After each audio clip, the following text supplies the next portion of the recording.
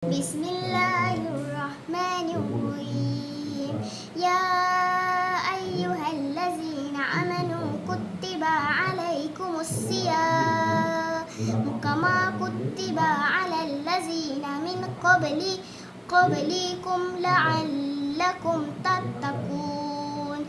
Maksudnya, wahai orang-orang yang beriman, diwajibkan ke atas kamu berpuasa sebagaimana yang telah diwajibkan ke atas orang-orang sebelum kamu agar bertakwa.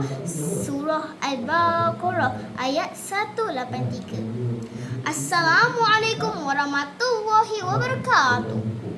Apa khabar kawan-kawan? Kawan-kawan sihat? Saya harap semoga kawan-kawan semua sihat seperti saya. Kawan-kawan, pejam celik.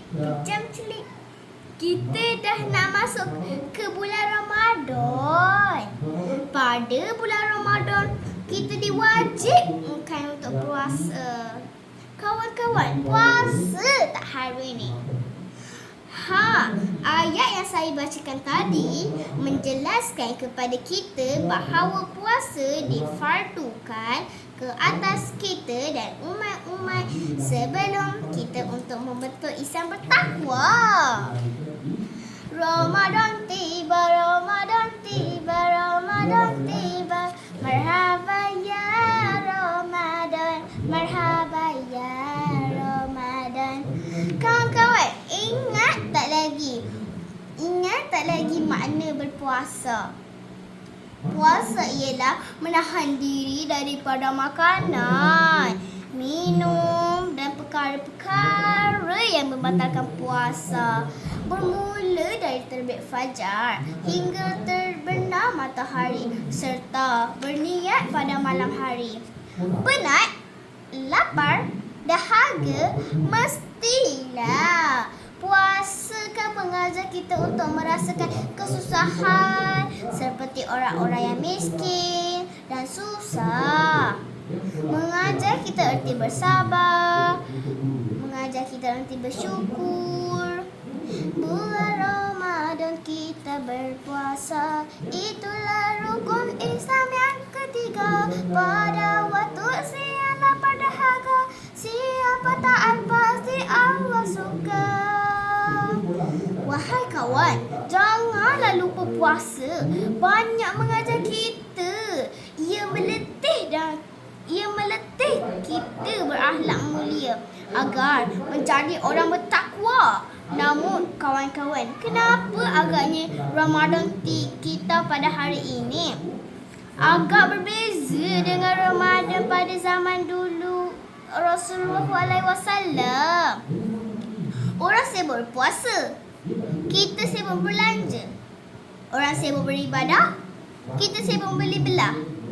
Bahkan pembaziran lebih banyak berlaku pada bulan Ramadan. Menurut statistik, rakyat Malaysia membuang sebanyak 7,986.47 tong sampah sehari dan 40% daripada adalah sisa makanan. Sepatutnya pada bulan Ramadan semakin berkurang makanan, tetapi sebaliknya kita semakin berlebih-lebihan.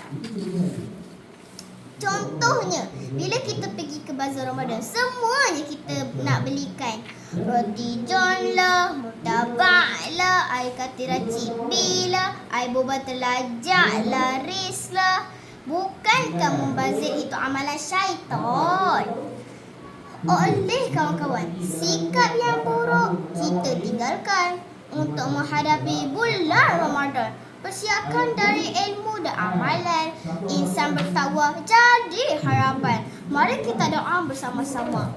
Ya Allah, berkati kami di bulan Rajab dan Syakban, serta sampaikanlah kami ke bulan Ramadan. Hadis riwayat Ahmad. Kawan-kawan, ku harapkan Ramadan. Kawan-kawan, ku mengharapkan Ramadan kali ini penuh makna agar dapat ku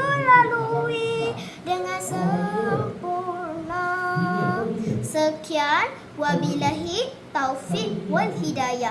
Assalamualaikum warahmatullahi wabarakatuh. Bye.